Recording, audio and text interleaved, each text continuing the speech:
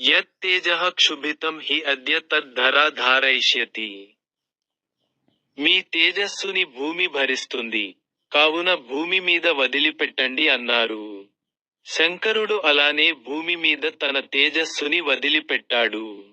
వదిలిన ఆ తేజస్సు భూమి అంతా వ్యాపించింది. ఇంతలో పార్వతీదేవి బయటకి వచ్చి, నాకు బిడ్డ పుట్టకుండా చేసి మీరు శంకర తేజస్సుని భూమి మీద పతనం చేశారు.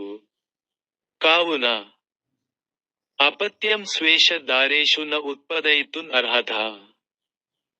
అద్య ప్రభృతి యుష్మాకం అప్రజాః సంతు పత్నయః. ఏవం ఉక్త్వా సురాన్ సర్వాన్ శశాప పృథివీం అపి.